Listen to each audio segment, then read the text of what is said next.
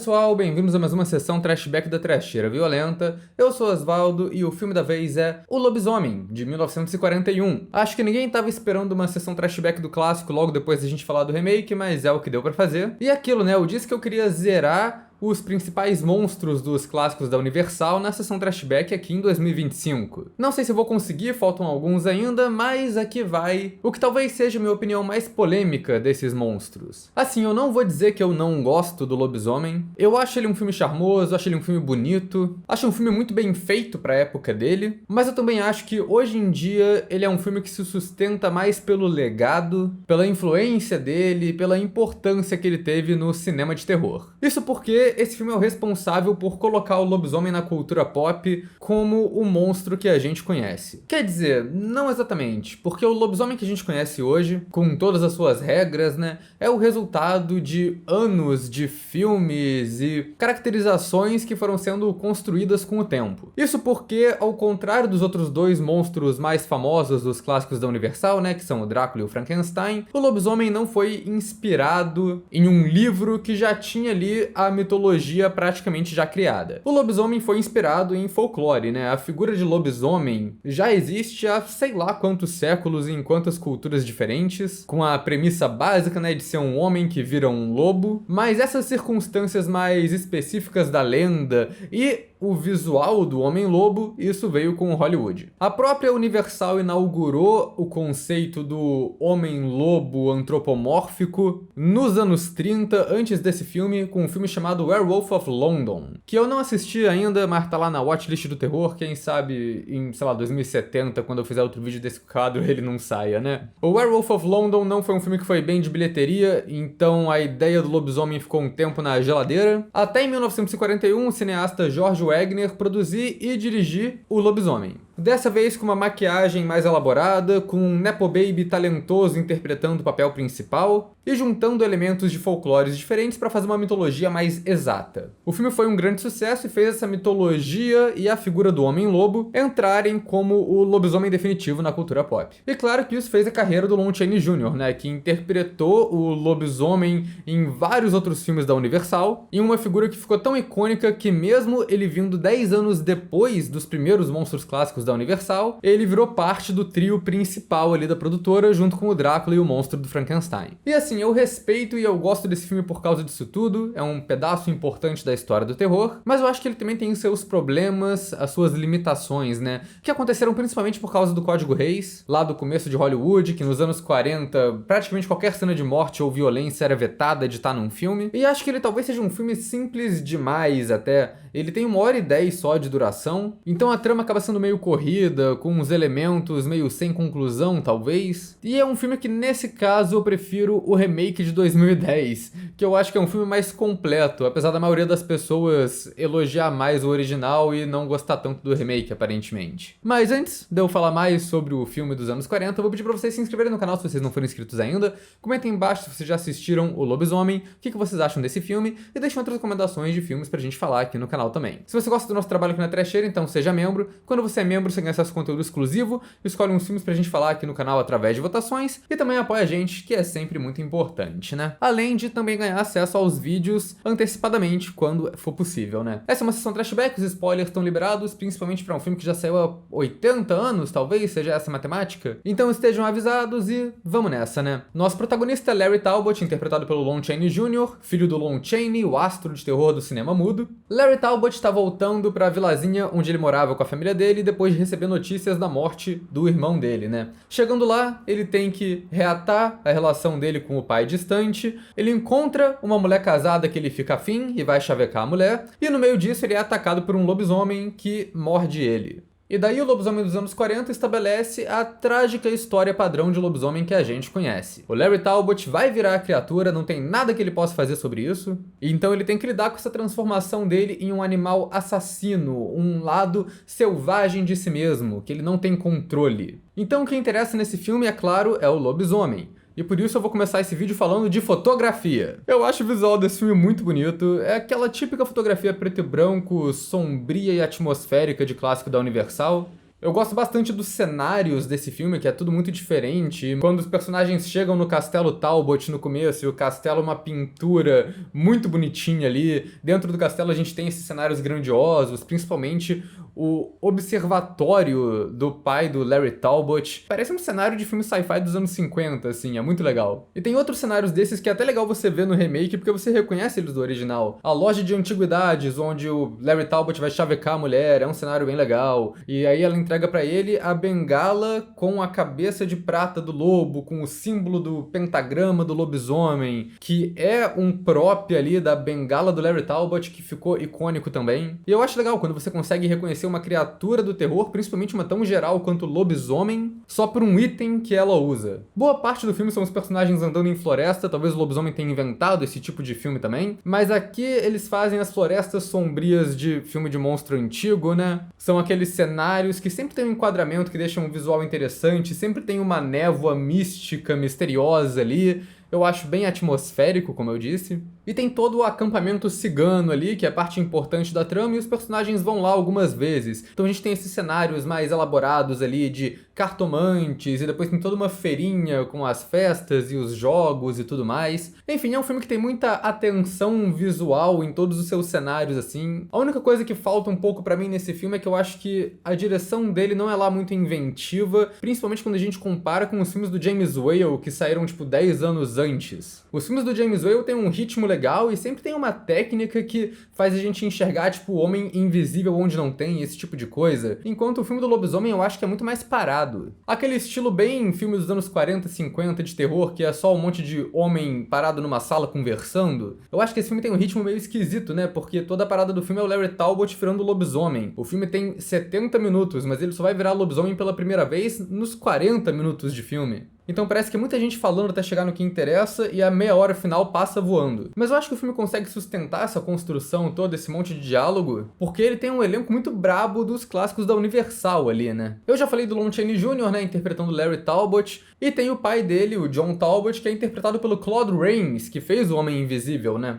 Os dois estão muito bem no filme e a gente vê logo de cara que eles têm esse relacionamento muito distante. O Claude Rains trata o filho com uma certa frieza ali, igual eu disse no remake, né, que isso acontece. Mas aqui tem uma questão a mais de que o John Talbot é o figurão da cidade, é o cara que é o dono da porra toda, e ele agora enxerga o Larry como o único sucessor dele, já que o irmão que estava sendo preparado para ser o herdeiro da família morreu. E por isso o pai tem uma postura muito dura com o Larry ao longo do filme. Na maior parte do tempo, parece que o pai tá mais preocupado em proteger o sobrenome da família do que a saúde do filho. E o que eu achei curioso é que, vendo assim esse filme, eu falei, cara, o Lon Chaney Jr. não parece tão jovem quanto eles querem que ele pareça. Eu fui verificar a diferença de idade, o Claude Rains é 17 anos mais velho que o Lon Chaney Jr. só. E eles ainda falam que o Larry Talbot é o irmão mais novo, o que significa que o John Talbot aparentemente teve um filho antes dos 17. Quer dizer, não é impossível, né? Mas porra, o John Talbot aí abriu a fábrica bem cedo. Diferente do remake, o John Talbot aqui não é o vilão e não é o lobisomem dessa trama. É engraçado que parece que vai ter o mesmo preparo ali, né, do observatório com o telescópio, o pai gosta de observar a lua porque ele é obcecado, porque ela causa transformação. Mas não, porque esse lance do lobisomem se transformar com a lua cheia, na real não existia ainda, ele veio com a continuação. Esse filme tem um poema, a rima lá que fala sobre a lógica do lobisomem, só que ele menciona uma lua de outono e não uma lua cheia. Então acontece que a lua aqui não é um elemento tão importante quanto ela vai ficar pro lobisomem ainda. Acho que ela tá ali só de um jeito meio metafórico bonitinho de dizer que a transformação acontece de noite e não numa fase da lua específica. O mesmo poema diz uma coisa sobre a planta, né, o tal do Wolfsbane. Aparentemente uma planta que se chama acônito. Eu não sei nada de flor, mas eu joguei no Google e ele me deu esse nome. O poema diz que quando essa flor nasce, o lobo pode vir. E no começo do filme os personagens param na floresta cheia de névoa de noite pra mostrar como o tal do Wolfsbane nasceu, né? Então parece que nesse primeiro filme a lógica do lobisomem não tinha tanto a ver com a lua, era mais a ver com uma época específica do ano ali, no outono,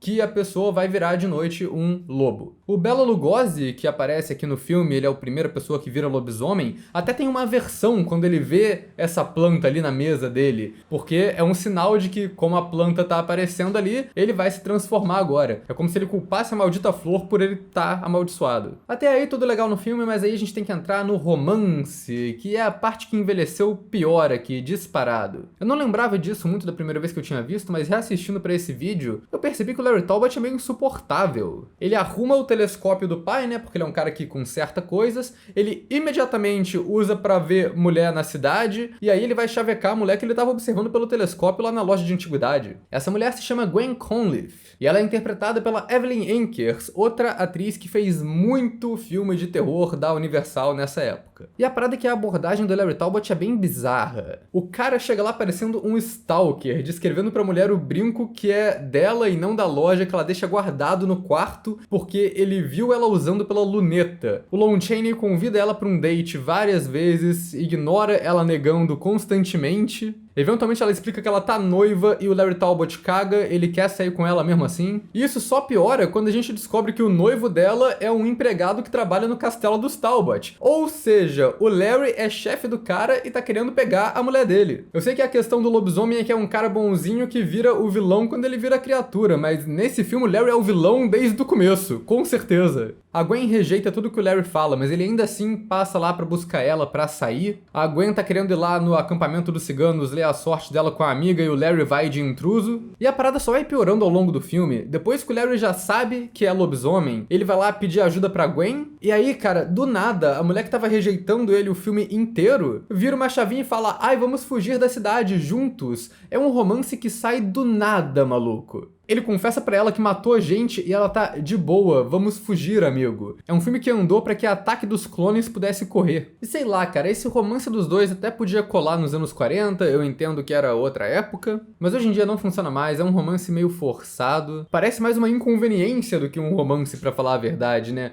Acho que eles tentaram mirar em uma coisa meio amor proibido e acertaram em ordem de restrição. O Larry só vai criar uma consciência em cima desse romance, mas pro final, quando ele vê a marca na mão da Gwen, que significa que ela vai ser a próxima vítima dele, daí ele decide se afastar pra não matar a garota, né? E daí eu acho legal entrar na parte da mitologia que esse filme criou, que eu acho talvez a melhor coisa dele. O conceito de lobisomem era uma parada tão nova pro público geral, talvez, na época, que o filme começa com um dicionário explicando pra gente o que é licantropia. E ao longo do filme tem várias e várias cenas de diálogo expositivo das pessoas explicando o que é o lobisomem e como ele funciona. Então talvez o fato do filme demorar muito pra chegar no lobisomem seja por conta disso, né? Porque é um filme pioneiro e ele tinha que explicar muita coisa antes de mostrar a criatura em ação, então faz sentido. Acho que dessas cenas a mais importante é quando o Larry já tá se transformando em lobisomem e ele encontra a cigana velha. A cigana explica pra ele as duas maiores contribuições que esse filme trouxe também pra mitologia, que é a fraqueza de lobisomem que só pode morrer pra itens de prata e o fato de quem for mordido virar lobisomem também. A fraqueza contra a prata eu acho mais interessante porque é a característica principal de lobisomem que a gente pensa em hoje em dia e foi popularizada por esse filme. E aquele bastãozinho de prata lá do lobisomem que o Larry Talbot pegou na loja de antiguidades acaba sendo útil porque é a arma que ele tem contra o lobisomem. Então no começo do filme eles vão lá encontrar esse cigano vidente, que é interpretado pelo Bela Lugosi, o eterno Drácula dos monstros clássicos da Universal, né? Aqui ele faz um papel pequeno, mas importante, porque o Bela Lugosi é o primeiro lobisomem que mata a amiga da Gwen, mas como o Larry estava carregando o bastão com prata, ele consegue matar o lobisomem na martelada com a bengala, que é uma parada irônica porque é o que acontece com ele também no final. Essa cena toda a direção evita de mostrar o que tá acontecendo, né? Como eu disse, não podia muita violência nos filmes da época,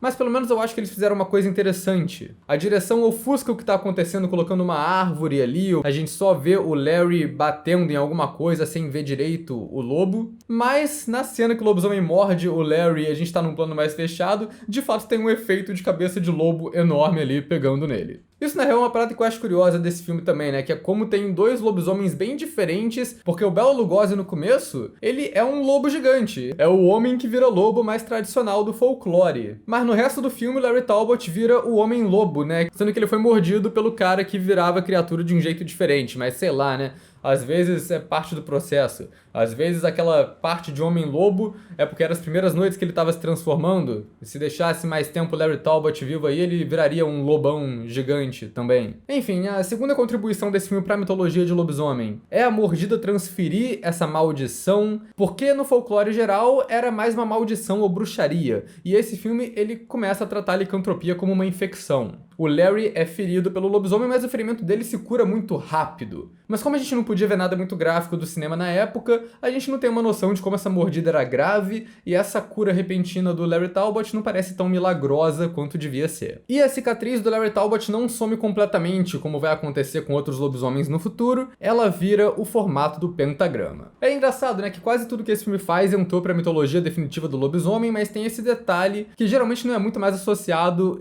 hoje em dia, né? Que esse filme coloca o pentagrama como símbolo do lobisomem. E daí tem essa coisa que eu acho que acabou ficando bem única dele, que o lobisomem consegue ver quem vai ser a próxima vítima dele vendo um pentagrama na mão da pessoa. A amiga que foi lá ler a sorte dela com o Bela Lugosi vê o pentagrama na mão dela e sabe que vai transformar daquela noite. E nesse momento eu acho que tem uma atuação muito boa dele, que ele tá horrorizado com o que ele viu, mostra já essa dualidade do lobisomem, de que ele vai atacar as pessoas, mas não é uma coisa que ele quer fazer. E eventualmente a velha cigana até dá um colar de pentagrama pro Larry Talbot, que é um amuleto de proteção contra lobisomem, que ele decide não usar porque ele tá sendo meio cético ainda, ele entrega pra Gwen, e isso meio que vai proteger ela dele mais tarde no filme. Então acho legal todo esse aspecto meio bruxaria que ainda tem no lobisomem aqui, que por mais que esse filme tenha inventado vários outros filmes que puxaram os elementos dele, ele ainda consegue ter algum elemento pra chamar de seu mesmo. Também tem o poema bonitinho de lobisomem, que eu já mencionei aqui, né? Que é bem característico do lobisomem clássico da Universal. Eles repetem várias vezes esse poema ao longo do filme,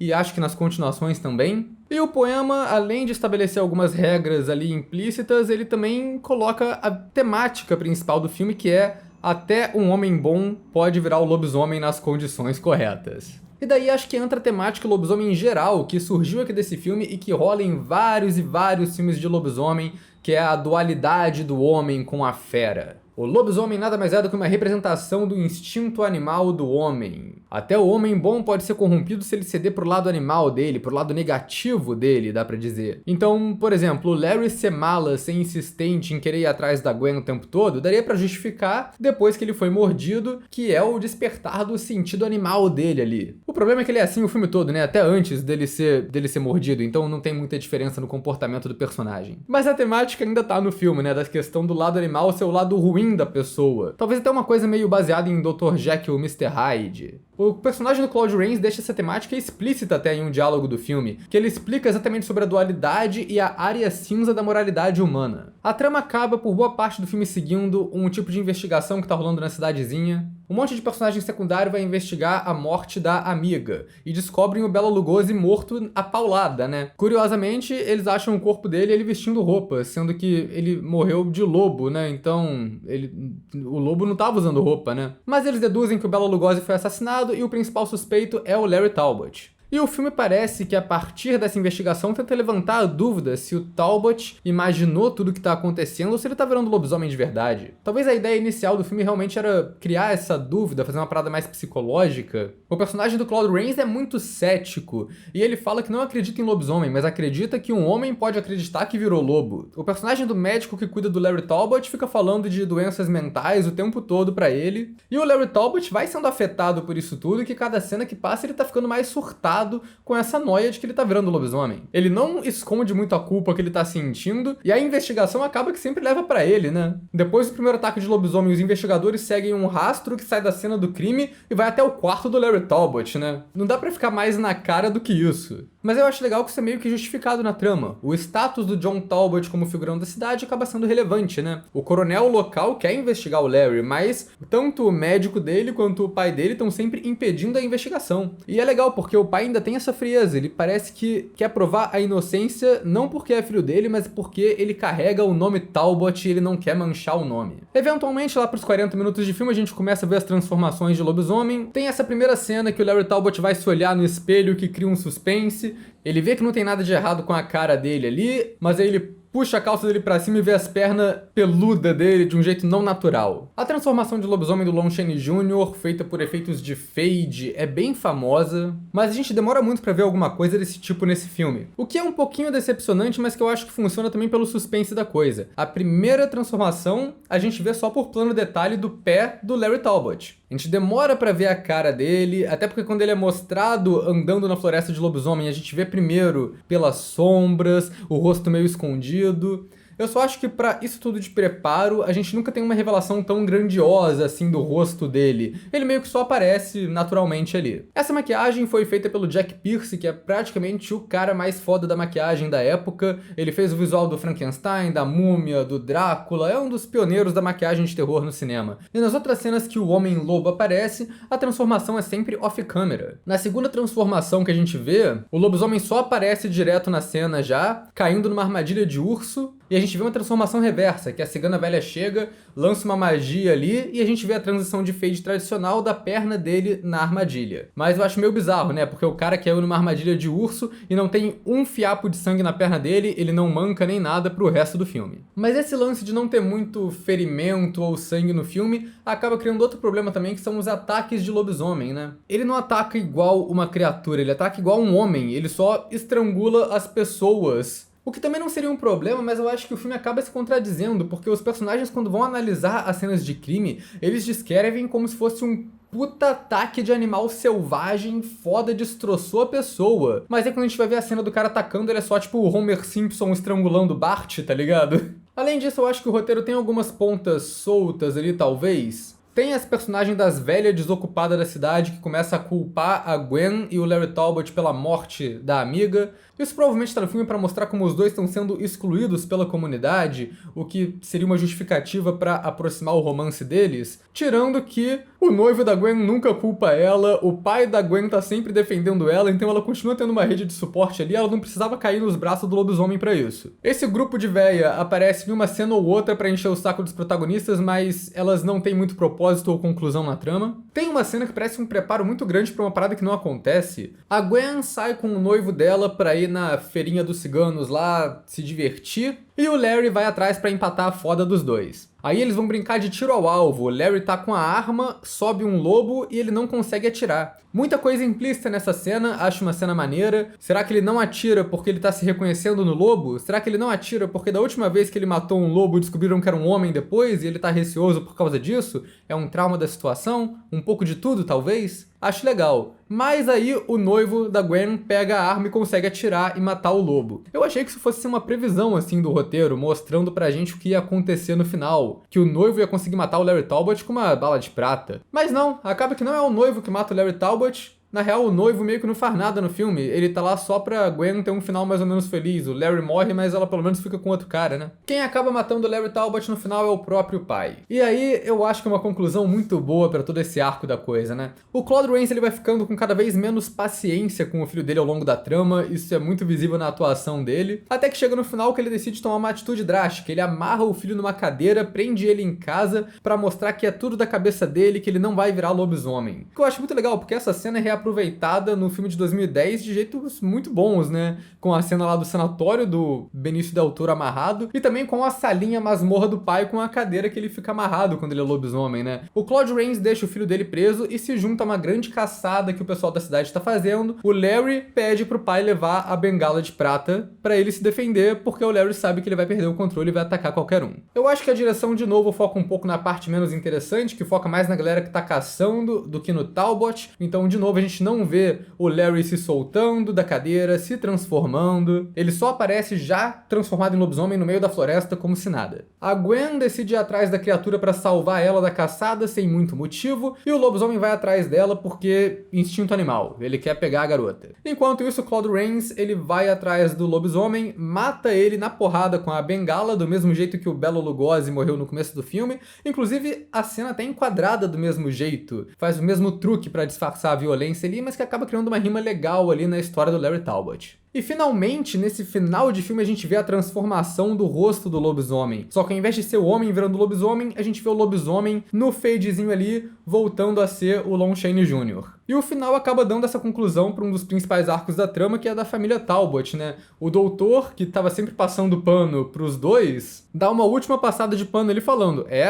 Larry Talbot morreu como herói, né? Foi resgatar a Gwen do lobo e morreu pro lobo. O que significa que ele quer proteger a família Talbot, né? Que é o que o pai queria fazer o tempo todo. Mas o John Talbot, que priorizou sempre a reputação dele, não tem muita reação. Ele só fica olhando horrorizado. Tanto pelo fato de lobisomem existir, porque ele era o cara mais cético da trama, quanto pelo fato de que ele matou o próprio filho, né? O que eu acho legal desse final também é que tem a tragédia da coisa, né? Acho que o final desse filme foi inovador nos monstros da Universal de alguma maneira por conta disso, porque os filmes de monstros dos anos 30 até os anos 50 quase sempre terminam com um final feliz. O monstro é derrotado, o protagonista sobrevive. Às vezes a gente tem uma simpatia pelo monstro, dá aquele final agridoce, né? Mas ele ainda é o vilão. O lobisomem é inovador nessa questão de moralidade. Ele é um vilão contra a vontade dele, o que faz da morte dele no final ser trágica e não uma vitória. Então é um filme que tem um final triste, é um final muito mais impactante pra época, e eu gosto disso. E é o final que marcou muito o final de filme de lobisomem, né? Na real, acho que toda a trama dele montou uma estrutura de filme de lobisomem que é seguida até hoje. O protagonista que volta pra casa de infância, os problemas paternos, o protagonista se transformando, a subtrama de romance, as regras do lobo e o final trágico, tudo isso vem desse filme original. Mas eu também acho que realmente é um filme que foi limitado pelo seu tempo. E hoje a gente tem filmes de lobisomem que já aproveitaram muito mais tudo que esse primeiro filme criou. Ainda assim, eu acho que é um filme que vale a pena, é um filme que eu gosto, mas como eu já disse mais de uma vez, não é meu clássico da Universal preferido. Então é isso, galera, e até a próxima.